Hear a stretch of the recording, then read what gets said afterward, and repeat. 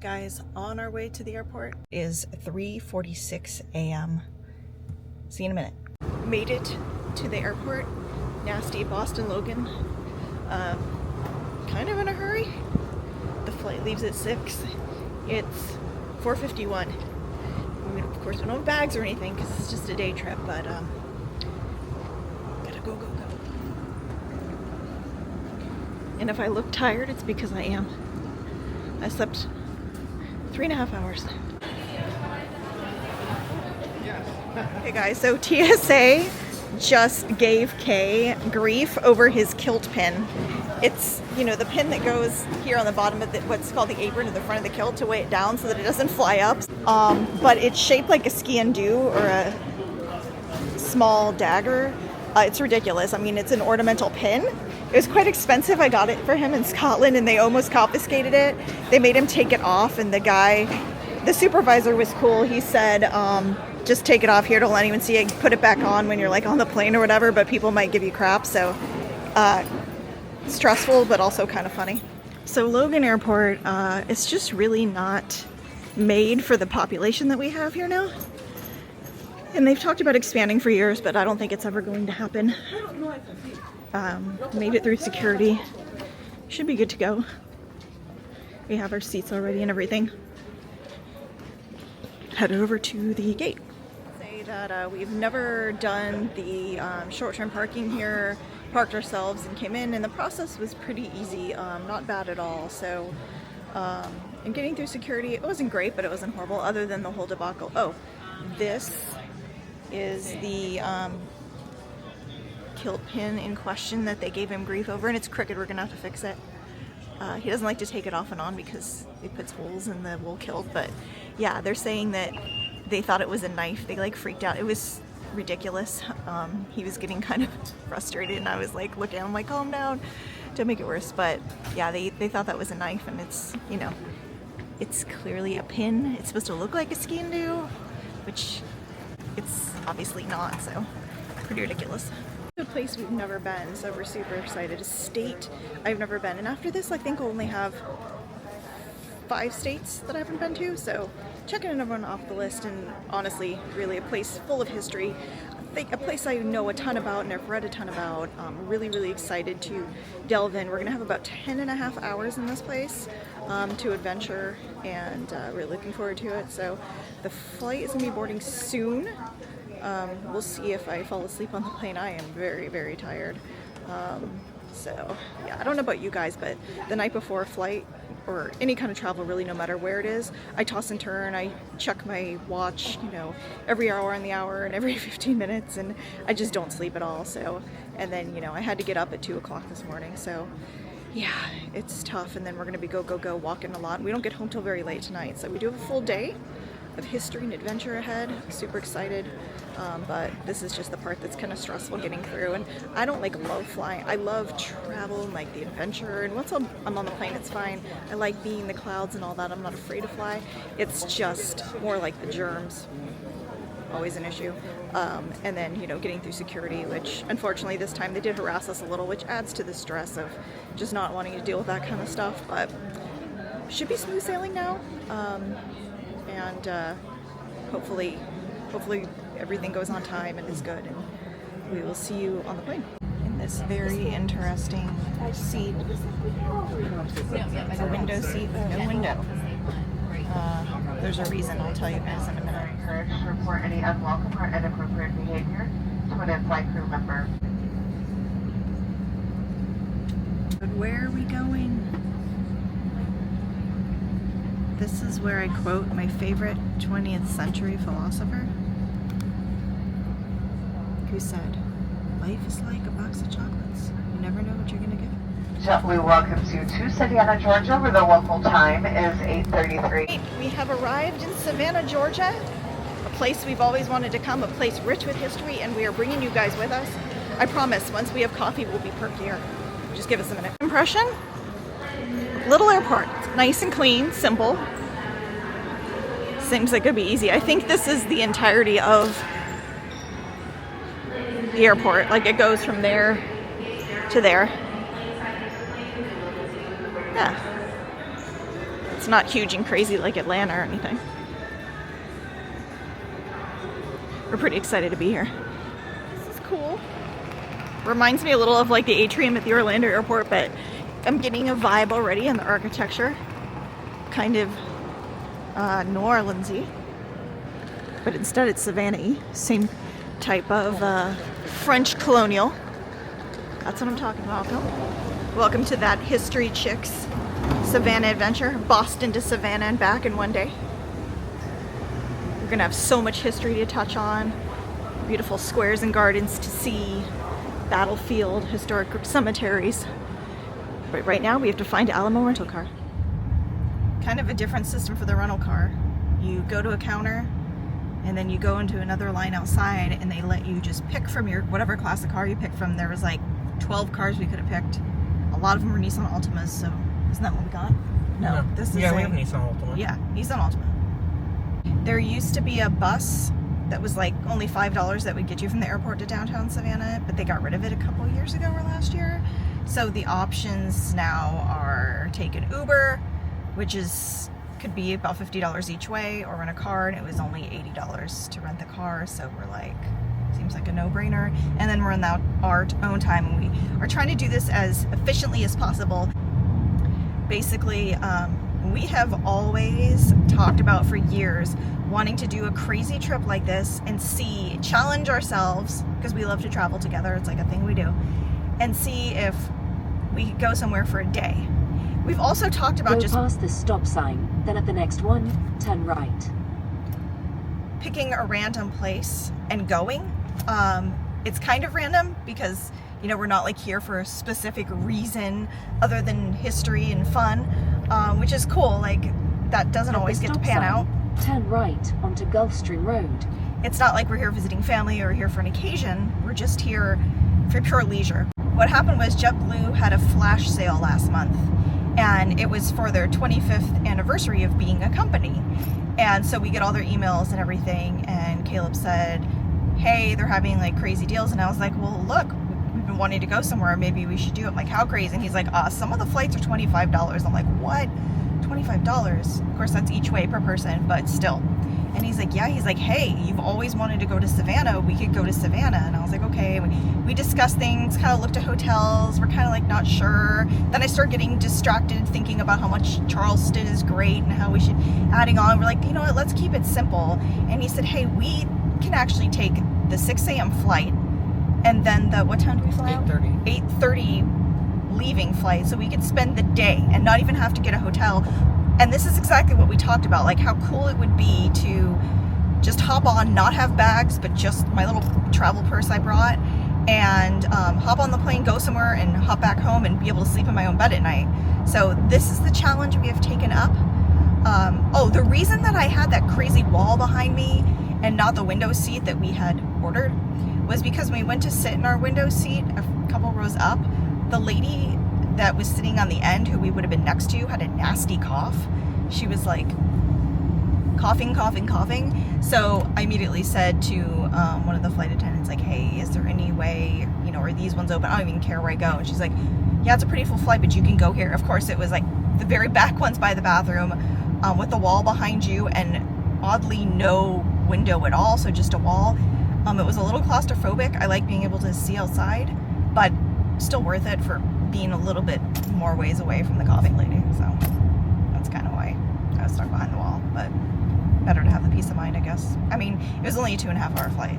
So that's the thing, is a lot of people thought, you guys are crazy going all the way to Savannah, Georgia for the day from Boston. But we're like, think about it. We go on road trips longer than that each way. This way we're on a plane, and like for $25. So it was $100 for both of us for all the flights, for everything. $25 each way per person, so we spent $100.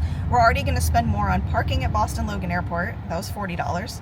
And the rental car is $80. So those two together, but still like a very reasonable way to have an adventure and not break the bank and be able to go home. And, you know, we're very busy with work and just life and everything else. And this was just like a fun little getaway. Also, our anniversary is in a week and a half, and we always go somewhere to do something for anniversary. Not sure we're going to this year, so in case we don't, we do have today is kind of part of that. We will have been married for 24 years, which is crazy, and someday I'll tell you guys that story.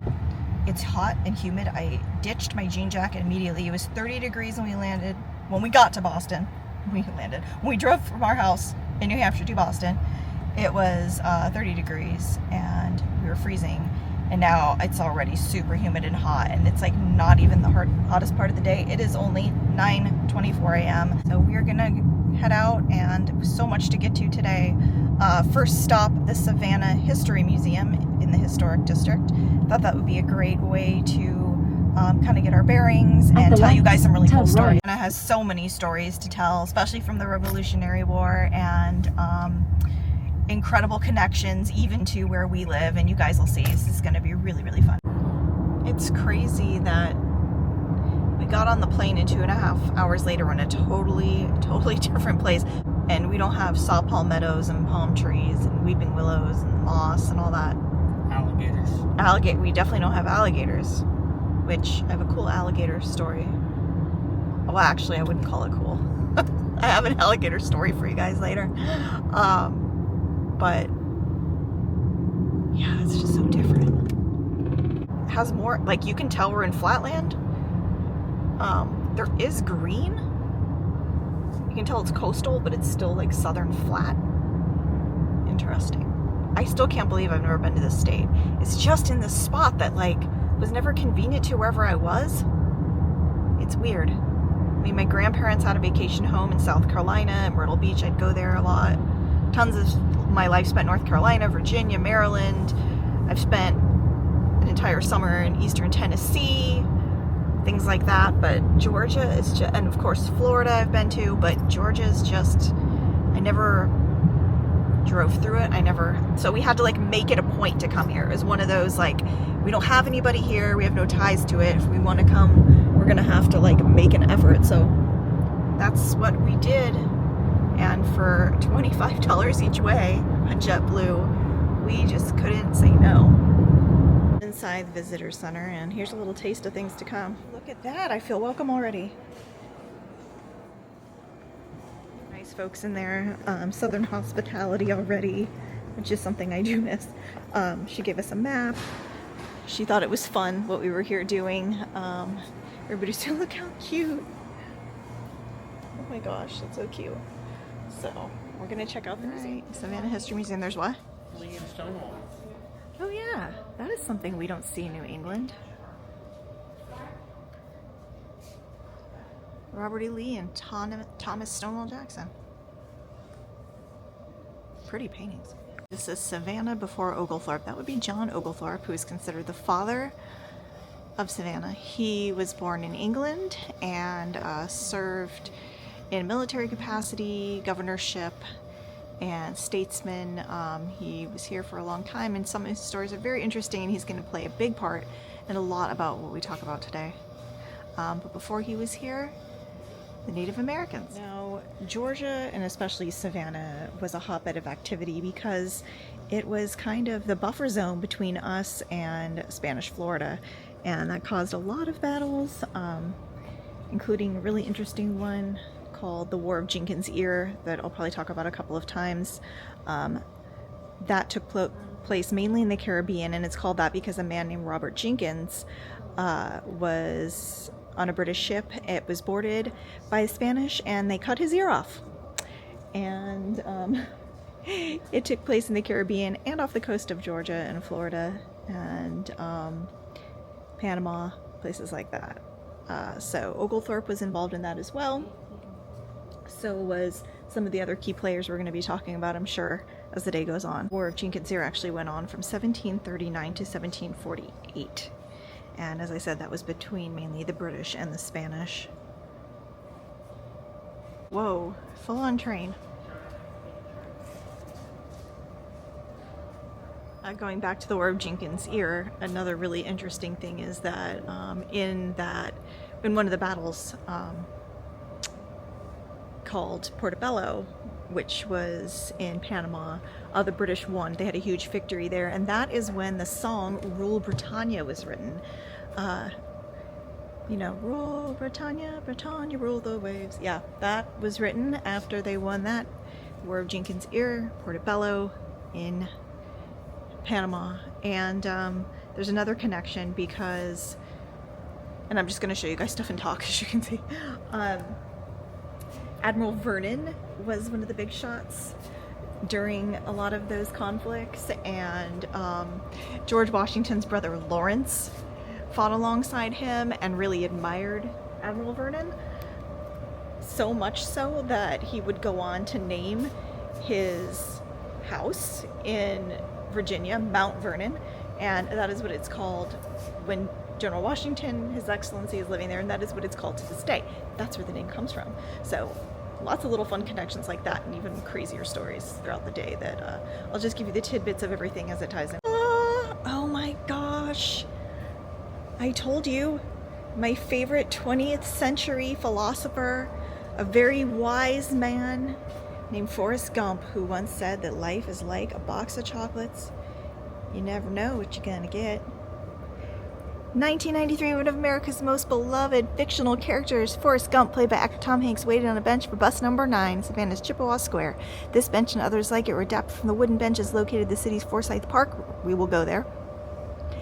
Reused as props in the motion picture Forrest Gump. Such a great movie. This bench was gifted to the city of Savannah Paramount Pictures. That is so cool. My son was reading about Savannah. Oh, and by the way, we invited the boys to come to this. They didn't want to have to get up at 2 a.m. And they were also like distracted the day that we bought the tickets. I asked them like 5 times, are you sure, you guys? We will pay for you. They're like, no, I'm good. So they're just house watching the doggies, and I told them to go out for ice cream or do something. Hopefully they clean the rooms. But they did say that they were doing some research, and I guess this bench is like one of the most popular things, and Savannah's really known for Forrest Gump, a film classic. So great. There is the freaking suitcase. Speaking my language here. So we've been talking a lot about the events of 1774, 75, and we're going to be going into 76. But this was a big, exciting place later on in the war, the Southern Theater, and it really has a strong connection with what did go down in Charleston, South Carolina. Charleston, not Charlestown. Charlestown is in Boston. Charleston is South Carolina. Okay, got it. And there was a siege there. It was a siege here. It was failed. It was terrible. But there are a lot of connections to our guys at home, to what happened here. And yeah, things were not going well for us at that juncture of the Rev War. We're going to go to a battlefield right after this where the siege took place. Sadly, we lost one of our best and brightest guys. And a really interesting soldier, but yeah, so you can see here 65, the Stamp Act. Oh, you guys know about that. Boston Tea Party, come on, that's you guys. You know, France finally gets involved, and they like the idea of coming in through the water. Nathaniel Greene is in charge of basically the whole of the Southern campaign, but Washington sends Benjamin Lincoln to take care of Savannah, and both Charleston and Savannah were very much British occupied. Now, there were a lot more loyalists in this area than we are used to dealing with in New England. You know, Boston, we're the cradle of liberty, but here it was a little different, and we had a lot of uphill battles to conquer, hearts, minds, and physical. But in 1779, we again lost Charleston and lost Savannah, the battles and the men. So it's surprising that in 1780 we did win Yorktown, and believe me, it was a huge surprise, and there's ties in with that too. In 1775, colonial Savannah is a bustling southern port in the hub of the Caribbean Atlantic. Few Native Americans, Indians are living in the area. British, French, German, Italian, Portuguese, Scottish, Swiss, Caribbean converge to conduct business and start a new life. 1879, British prison ships in the Savannah River holding their half-starved American and Allied captives are a nagging reminder of War of the Revolution, is the first civil war in America, and has come to Savannah's doorstep. This is interesting. During the siege of Savannah, buildings throughout town were damaged from shells, and here you can see one in a home, what it looked like, and Here's the actual house. Here is the actual, yeah. see what damage they can do. So think about when I tell you guys the stories of these battles as they happen, and like, there you go, evidence of the physical damage. So here, if you guys watched my video from the Commonwealth Museum just a couple days ago, there's Benjamin Lincoln. I told you we were going to see him again here. So he's in charge of this, and unfortunately it was a disaster. But General Washington still loved him and kept giving him other tries. We'll talk more about this stuff in a minute. I've told you guys this before, but you know, the Rev War really was a world war, because you had us with the help of France, Germany, Poland, Switzerland, and the French had Sweden, Ireland, Haiti, Dominican Republic. 500 Haitians helped us fight here in this siege too, by the way, which is crazy, and I believe there's a memorial somewhere around here to that. The British sadly had Scotland, which kills me. Germany, depending on whose side you were on. United States, depending on whose side you were on. It was very complicated. Pulaski, he's considered the father of American cavalry, and he was a Polish guy who came here, and he basically just wanted to help and fight.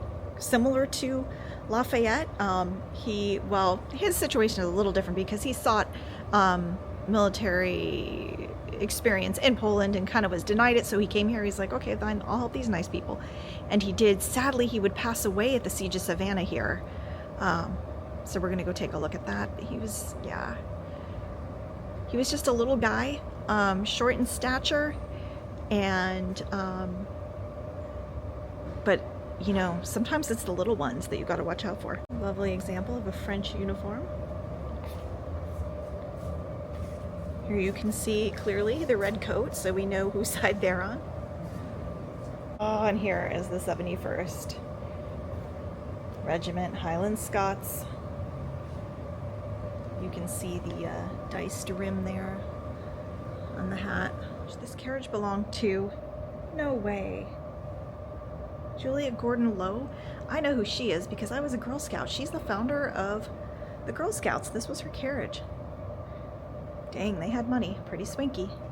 Her house is actually in the historic district. There we go. Our Girl Scout uniforms didn't look that cool. That's pretty cool. So here's an exhibit about Julia Gordon Low. Know how before you're a Girl Scout you're a Daisy? Well, that was the daughter's name. Daisy. Daisy's wedding dress. She was teeny tiny, oh my goodness. She only ate salad. Little Daisy. And there's bigger Daisy. Boys Club, and when you rank up, you could be called the Nathans and the Noahs. It's cool. Yeah, that is, my uniform didn't look that cool. I loved being in Girl Scouts. Went to camp out in the Angeles National Forest, San Bernardino Mountains. It was like 115 degrees. Had to eat disgusting food and sleep outside and get covered in mosquito bites. It was great. Dang badges. You know, I actually still have my uniforms with the patches on them and everything.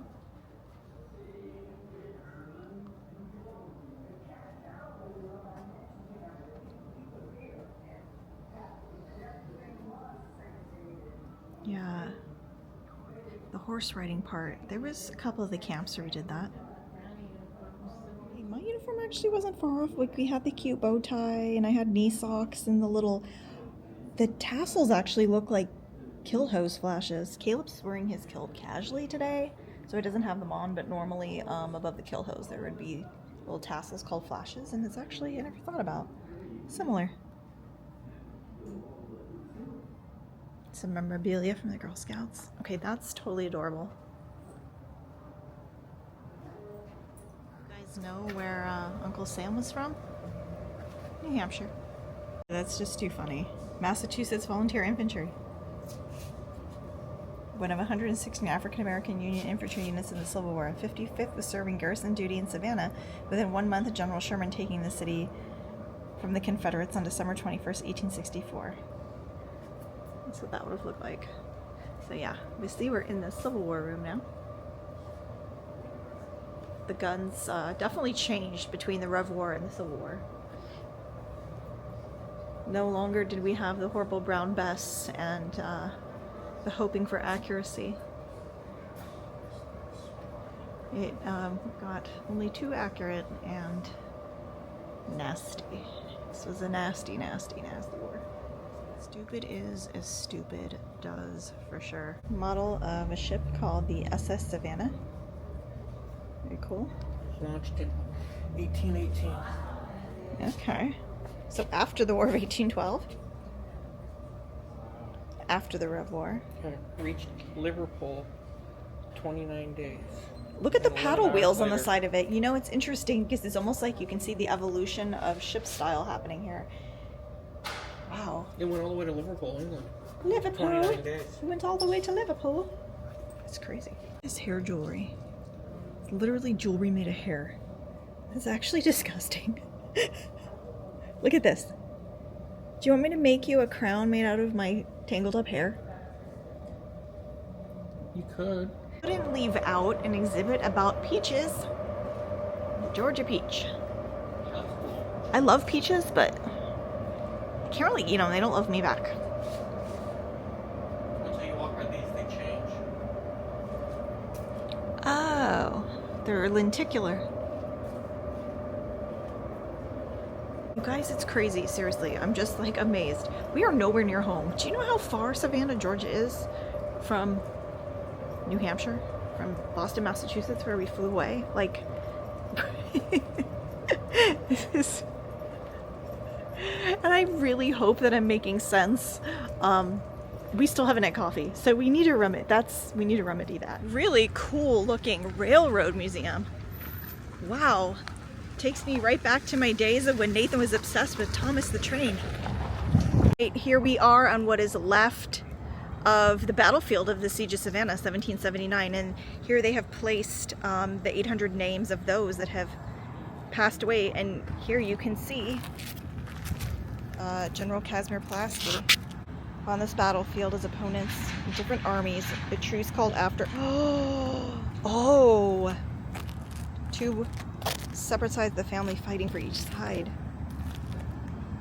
Polish were actually extremely helpful to us, and they were great soldiers. The original, this is what's left of the original readout. This is all that's left from the Siege of Savannah, 1779. Incredible.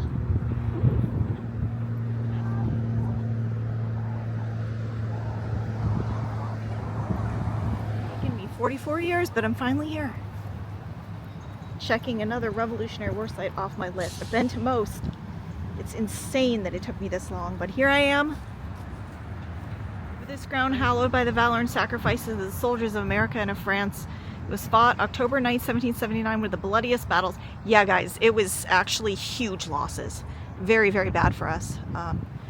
Short distance west of this marker stood the famous Spring Hill redoubt. Along here ran the line of entrenchments built by the British around Savannah. After a 3-week siege, the Allies stormed the enemy works in this area early on October 9th. A couple of nice reenactors who said that this land is actually owned by a private nonprofit.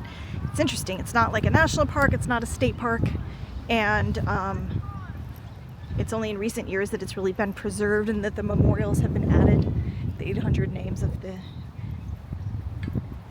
folks who died here at the siege.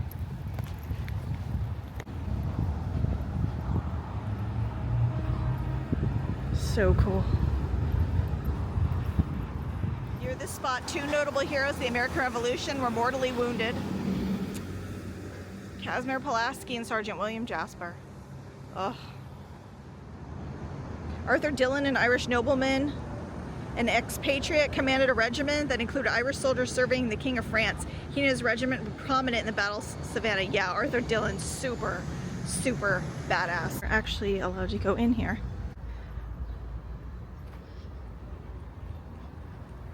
Savannah besieged. For most of the Revolutionary War, Savannah was an armed camp. With the approach of the Allied French and American Army in the fall of 1779, British defenders of Savannah began improving, constructing a series of 14 redoubts outside the town and similar number of cannon replacements. This earth fortification called a redoubt was constructed in 2006 to remind us of the sacrifices made here, so not original. Look at all those kids lined up in formation. New recruits. Oh yeah, those reenactors said that a group of 120 school kids was coming. I love that they get to come here and they teach them. That is so important. That's awesome. See, not all hope is lost. That is what's left of the site of the Siege of Savannah. The rest of the city, I think, is made up of beautiful parks. They call them squares. They're literally... Fire ants. Gosh. Fire ants. We don't have those. We don't have those in New England. Gross. As I was saying, these beautiful squares. I would have walked right through that thinking it was just like a pile of dirt. Beautiful squares and everything is in bloom. My allergies are rocking, but that's okay. But yeah, we're gonna see some beautiful gardens and monuments and all kinds of beautiful things and shops and food, and it's gonna be so fun. And I still haven't had coffee. Figure out what we're gonna do next. We honestly don't have a plan. We do have this map that the nice lady gave us, kind of going towards the center of town for now. She said it's very walkable. Onto Louisville Road. Very, very walkable and not like that big. So thinking if we just go to the center, that'd be a good way to do it. An awesome little spot, Savannah Coffee Roasters, and I will be back in business. Got a iced vanilla latte, lemon poppy seed cookie. It was a really cute shop, and this I took a few sips and I could already feel myself coming back to life. So we should be in business. Driving around, we're kind of in the center of the city. Oh my gosh, everything is so beautiful and different. This is the Colonial Park Cemetery. This is a very historic cemetery, and there are some graves that I'm very excited to visit. Check this out. Did you ever? What a gorgeous cemetery. It's very moving. Okay, well, let me tell you about the grave of Nathaniel Greene. Yeah, so George Washington Green. crazy backstory. So Nathaniel Greene is from Coventry, Rhode Island, over by us. And he was an amazing man. He was the fighting Quaker. General Washington loved him. He put him in charge of the Southern campaign. He would go on to buy a large plantation in this area and would pass away here. He goes back to Rhode Island, comes back here, and then passes away. And he is, for some ridiculous reason, buried here in a tomb owned by the man whose plantation he then owned. So like, because tombs and stuff were expensive burials, so he owned this tomb site. One problem with that: John Maitland, his political and fighting rival, was already also buried here. So for years and years and years, Maitland and Greene, one British, one colonial patriot, both generals, buried in the same tomb, and I am not okay with it. His ashes are... Yeah, it's crazy. They did move him, but yeah, they were together for over 100 years, and it's absolutely insane to think about that. But his son was here too. Oh yeah. It talks about his remains of his eldest son. Yep. George Washington Greene. His son's downtown. A Rhode Island boy. A little bit more New England right here in the deep south of Savannah, Georgia. Anybody Amongst... want a yellow fever? What? Yellow fever? No, it was bad here. So yellow fever was horrible. Here, let's take a look. Yellow fever was really bad here. There was like hundreds, let's see. So the Great Yellow Fever epidemic of 1820 were buried. Nearly 700 Savannians died that year, including 2 local physicians who lost their lives caring for the stricken. Oh. Sometimes after war, with nation building or, you know, politics, other battles incoming, bodies could get lost, put in the wrong place, moved. There's all kinds of insane things that have happened. I can't believe I'm finally... It's really emotional, guys. Oh. I've been wanting to come here for so long. Whenever I do a trip like this, I'm like, okay, it was only 2.5 hours. It's just, you know, what it is for everyone. Time, money, time and just making it work. Oh, I'm so glad we did this. Yeah, this is, the kids would have loved it. You know, I can already tell this is a place that I would come back to. I haven't, our journey's just beginning today, but so far I'm like, yeah, and there's some other very interesting graves here, and there's a couple in particular I'm looking for. Look at the, oh, this is so different. This is crazy. Love it. This has a different name. Definitely has the Charleston type of feel, the New Orleans type of feel. Really, really nice. Here rests James Habersham, associate of George Whitfield. Yes, I believe he helped him. Yes, yes, yes. He helped open the Bethesda orphanage. Okay, so you guys know where George Whitfield, like George Whitfield of Newburyport, Massachusetts, well, of England, and they came to Newburyport, and he drove the devil out of Ipswich, Mass, and his last sermon is in Exeter, New Hampshire. You know that one? So in between all that, and even after he was in New England, he would go between New England and here because he came here and he opened the Bethesda orphanage. And today it's a all-boys academy, kind of a highbrow school, but the building still stands, and it's still in the tradition of Whitfield and his faith.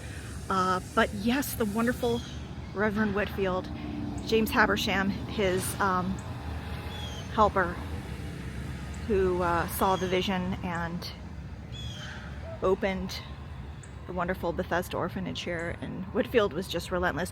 Whitfield, interestingly, also tried to open a all-black boys' home in Pennsylvania and had funding issues, got it like halfway done, didn't complete the task, but later on other people went in, and I think the Monrovian Church, yeah, the Monrovian Church picked up the slack and did end up building one, not exactly in Whitfield's tradition, but kind of similar to what he wanted. So he had a heart for the kids and you know, the impoverished, and getting the good message out. Oh, this is so cool. There's like a breeze. It's humid, but there's a breeze. The air feels different. I can smell the flowers. We're kind of glad that it's not completely sunny. It's like just overcast enough to keep the sun at a good level. And right, a memorial to a very interesting guy. Instead of the curious case of Benjamin Button, it's the curious case of Button Gwinnett. And we gotta find Lachlan McIntosh. He's in here somewhere too, and you guys won't believe this. So, Button Gwinnett, signer of the Declaration of Independence. Lachlan McIntosh, who goes on to become a brigadier general. Wonderful guy, crazy backstory. Born in Scotland. We've actually been to the town that Lachlan was from. He moved here when he was 11, and oh, the alligator story. Lachlan McIntosh's brother, William, actually was killed and eaten by an alligator swimming in a river after they just moved here. I wonder if, you know, they didn't know about alligators. Could you imagine coming from Scotland, swimming in a river thinking, sure, I swim in rivers all the time, no problem, and then coming upon an alligator and there goes your little brother? Not good. That must have been horrifying for the parents. But he did have two other brothers who also served in the military. So they come here. Lachlan's 11. His brother John McIntosh came with them. He served in the Battle of Jenkins' Ear that I was telling you about earlier. Was captured, sent to prison for 2 years. His health suffered because of it. He wasn't released. He was captured and finally released after a couple years. He did die from disease incurred while imprisoned. But Lachlan's father was friends with Governor James Oglethorpe. See, I'm telling you, this is all connected, and oh, here we go. Here is the grave of General Lachlan McIntosh. And I brought a Scottish flag to leave. I didn't bring the stick because I didn't know if TSA, see, they probably would have, if he had his kill pin plus the stick for the flag, it would have been bad, but we did bring a little Scottish flag to place, which I do across the country wherever I go. So after his father's death, check this out, you guys. Lackland McIntosh was sent to live at the Bethesda orphanage with George Whitfield, and George Whitfield was actually there. He takes care of him. He takes a special liking to the boy, noting that he is a good lad of courage, and, you know, just a nice kid. Takes him under his wing. A couple years later, he gets out. He joins the military, and around that time, the Jacobite rebellion is breaking out in Scotland over who the monarch should be, the issue of Scottish independence, etc. And Lackland and his brother James want to go to fight in the Jacobite rebellion, and it is the governor of Georgia, James Oglethorpe, who convinces them not to go. Now, he had taken a they must have been very impressive, because you had both George Whitfield and James Oglethorpe taking notice to these kiddos. So he convinces them not to go and says, you know, stay here instead. I'll give you work, keep training in the military, so on and so forth. In 1848, he moves to Charleston, South Carolina, where he works for none other than Henry Lawrence, founding father and signer. He then gets married, moves back to Georgia, becomes a prosperous rice planter. He became an early leader in the Patriot movement in Georgia, raised the 1st Georgia Regiment for the siege of Savannah, where we just were a bit ago. Finally becomes a brigadier general in the Continental Army. Now, Lackland McIntosh had a fierce rivalry with Button Gwinnett. That was the marble. Can you see it from here? Do these actually face each other? You can. So down over there you can actually see Button Gwinnett's tomb. He had a fierce rivalry with him. He tried to force Lackland out. He wanted the power. Lackland's older brother George opposed Button in his political pursuits and made him really mad, so they had a target on their back even more after that. He even had his brother arrested and tried for treason. At one point, a lot of this was just over a failed military campaign in Florida. The hatred between the families became very public, and finally Lackland publicly called Button a scoundrel and a fool. Yeah. How would you feel if someone publicly called you a scoundrel and a fool? I think it's a dueling match. Correct. So that was big. Those be fighting words for the time. So he calls him a scoundrel and a fool in public, and Button says, "Sir, I challenge you to a duel."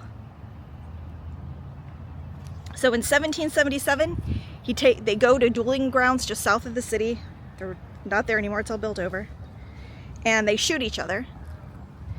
And they're both shot, but Lackland is not a mortal wound that he received.